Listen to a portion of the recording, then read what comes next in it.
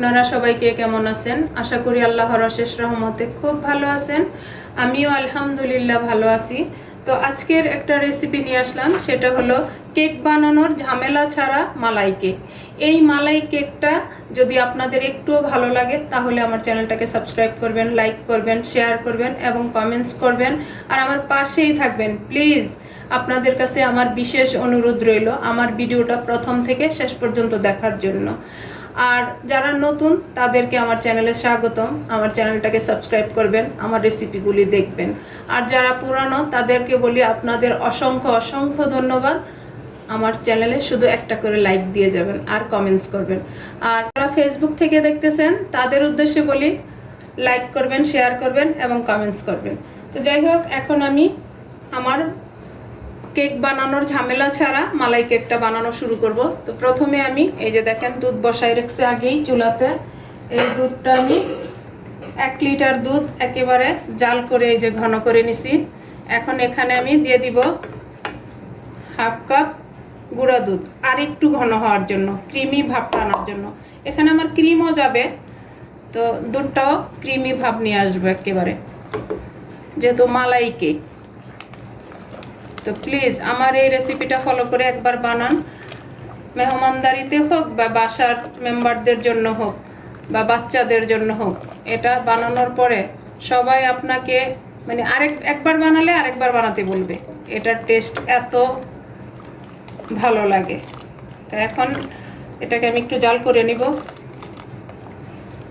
এখন এই পর্যায়ে আমি দিয়ে দিব হাফ কাপ চিনি।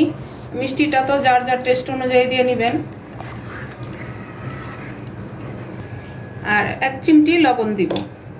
মিষ্টিতে একটু লবণ পড়লে ভাল লাগে, টেস্টটা আরও ভালো আসে। এখন এখানে আমি এই পর্যায়ে দিয়ে দিব হলো এই যে দেখেন এই চামচে 2 চামচ কর্নফ্লাওয়ার আমি গোলায় রাখছি। এটা এখন আমি ঢেলে দিব। আর চুলার আঁচটা এখন আমার হাই ফ্লেমে আছে। এখন নেড়ে নেড়ে এটাকে আমি এটার সাথে একটু জাল করে নিব। এখন আমি চুলার আঁচটা কিন্তু মিডিয়াম করে দিছি, যেহেতু আমার দুধটা ঘন হয়ে আসছে অলরেডি। এই যে দেখেন ক্রিমি ভাবটা কিন্তু চলে আসছে এখানে। আমার এই কেক বানানোর ঝামেলা ছাড়া মালাই কেকটা বানানোর চুলার মধ্যে শুধু কাজ থাকে এই মালাইটা বানানোই, আর কোনো কাজ নেই। আপনারা টেবিলে বসেই এই মালাই কেকটা, এত অসাধারণ একটা কেক বানিয়ে নিতে পারবেন। এই যে এটা কিন্তু হয়ে গেল। এখন আমি এটাকে নামাই নিব। নামায়া আমি আমার কেকটা বানানো শুরু করব। এরকম পাউরুটি নিয়ে নিব, এই যে স্লাইস করা পাউরুটি। আমি এখন এটাকে প্রথমে সাইডগুলি কেটে নিব। এই যে এভাবে সাইডগুলি কেটে নিলাম। এই কেকের কাজটা কিন্তু এই রুটি দিয়ে করব। একটু নিজে হালকা থাকার জন্য এই কাজটা করে নিতে পারেন। ওইখানে 3টা নিছি, আমি আরও 3টা কাটবো। এটা হলো যার যতটুকু বানানোর দরকার অতটা নিয়ে নেবেন।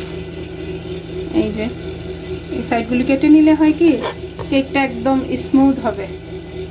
এখানে আমি 9 পিস রুটি কেটে নিছি। এখন এটার জন্য এই যেরকম একটা বলবাটি নিয়ে নিলাম। এখন আমি প্রথমে দিব এই যে মালাইটা যে বানায় রাখছি।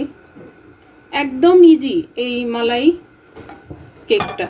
বিসমিল্লাহির রহমানির রহিম। প্রথমে এখানে একটু দিয়ে নিব।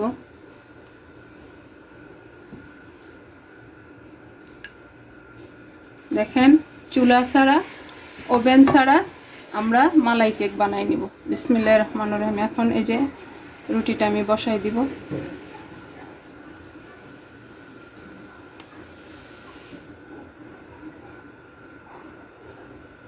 এখন এটা যেখান দা একটু ওটা আমি কেটে কেটে দিব,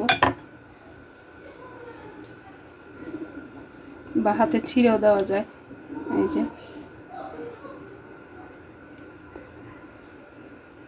এটা আর একটু চিকন করতে হবে।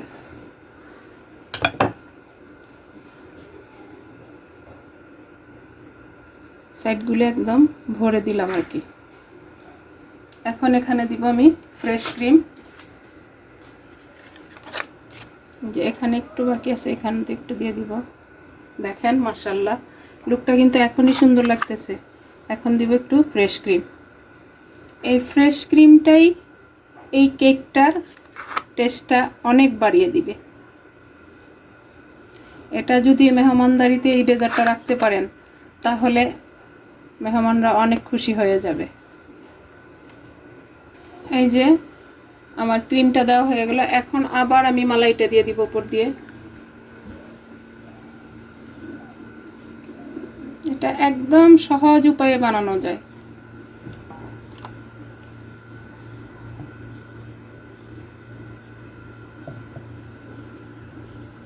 এখন আবার আমি রুটিটা উপর দিয়ে বসাই দিব।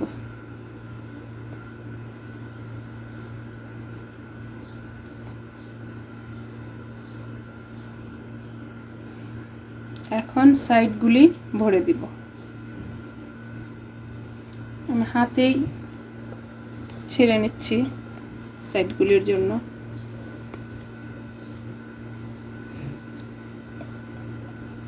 আমার তো এই বোলবাটিটাতে 9 পিসে হয়ে গেল।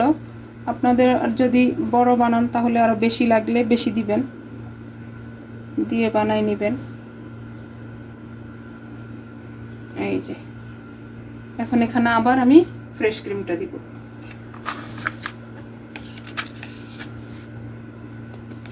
এখানে আমার ফ্রেশ ক্রিম আছে টোটাল 200 গ্রাম। 200 গ্রাম ফ্রেশ ক্রিম আমি এই যে এখন এখানে আমি আবার মালাইটা দিয়ে দিব। এই যে দেখেন দুধের শটটা একেবারে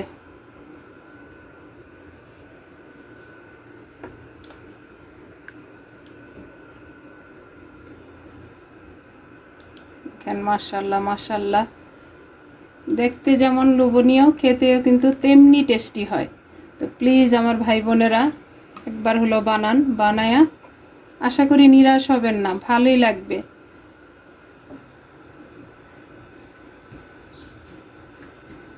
এই যে হয়ে গেল আমার মালাইটা দেওয়া। এখন এর উপরে আমি একটু একটু করে ক্রিম দিব, কিন্তু এটা আমি হাতে দিব, চামিচে বসানো যাবে না। এই যে একটু টেস্টটা বাড়ানোর জন্য, আর কিছু না। কারণ ক্রিম যখন খাবো তাহলে একদিন একটু বেশি করেই খাবো, তাই না? এই জন্যে ক্রিমটা দিয়েই নিলাম। আর বাচ্চাদের তো এসব খাবার অনেক পছন্দ। একদম মেহমান আসলে বাসায় বসায় রেখে আপনারা এই ডেজার্টটা তৈরি করে মেহমানকে দিতে পারবেন। এই যে দেখেন ক্রিমটা দেওয়া হয়ে গেল। এখন এই যে এর উপরে আমি একটু পেস্তা বাদাম কুচানো দিয়ে দিলাম বা গুঁড়া দিয়ে দিলাম। এই যে দেখেন মাশাআল্লাহ দেখতে কত লোভনীয় লাগতেছে দেখেন। এখন এটাকে ঠান্ডা হওয়ার জন্য আমি 30 মিনিট অপেক্ষা করব। ঠান্ডা হওয়ার পর আমি আপনাদের সাথে সার্ভ করে শেয়ার করতেছি যে আমার ওভেন ছাড়া মালাই কেকটা কেমন হলো। এই যে দেখেন আমার প্রিয় ভাই বোনেরা, আধা ঘন্টা পর আমি মালাই কেকটা ফ্রিজ থেকে বের করে নিলাম। দেখতে যেমন সুন্দর এবং লোভনীয়, খেতেও কিন্তু টেস্টি। তো যাই হোক, আজকের এই ওভেন ছাড়া চুলা ছাড়া টেবিলে বসে মালাই কেকটা কার কার পছন্দ প্লিজ আমাকে কিন্তু অবশ্যই জানাবেন। তো এখন আমি কেকটা কাটবো, কেটে আপনাদেরকে একটু দেখাই যে কেমন হয়েছে আমার মালাই কেকটা। বিসমিল্লাহির রহমানির রহিম। এটা তো আর বোঝা যাবে না কাটাটা। এই যে মাশাআল্লাহ মাশাআল্লাহ মালাই একদম। এখন এটাকে আমি এভাবে কাটবো।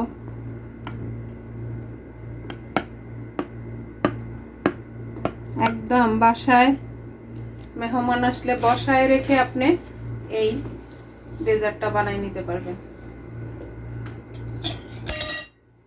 এখন আমি উঠাবো এক পিস। এই যে দেখেন বড়টা উঠাই।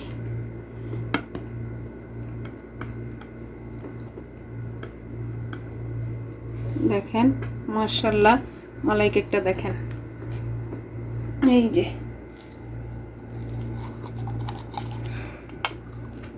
দেখেন মালাই কেকটা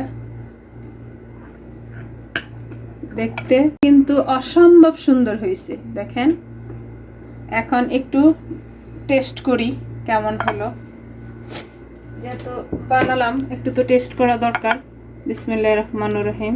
দেখেন একেবারে মোমের মতো গলে গেছে। বিসমিল্লাহির রহমানির রহিম। মাশাআল্লাহ মাশাআল্লাহ, এক চামচ খেলে মন ভরবে না, শুধু বারবার খেতেই ইচ্ছে করবে। প্লিজ একবার বানান, বানালে বুঝতে পারবেন যে বাসায় বসে চুলা ওভেন ছাড়া এই মালাই কেকটা কত যে টেস্টি। আমি কিন্তু শুধু খেয়েই যাচ্ছি। এই যে এত টেস্টি হয়েছে। তো এই মালাই কেকটা মুখে লেগে থাকার মতো টেস্ট। প্লিজ একবার বানান, বানালে বুঝতে পারবেন। তো যাই হোক, আজকে আমার এই মালাই কেকটা বানানো শেষ হয়ে গেল। আমি আপনাদের কাছ থেকে বিদায় নিব, আবার নতুন কোনো রেসিপি নিয়ে আসবো। আল্লাহ হাফিজ।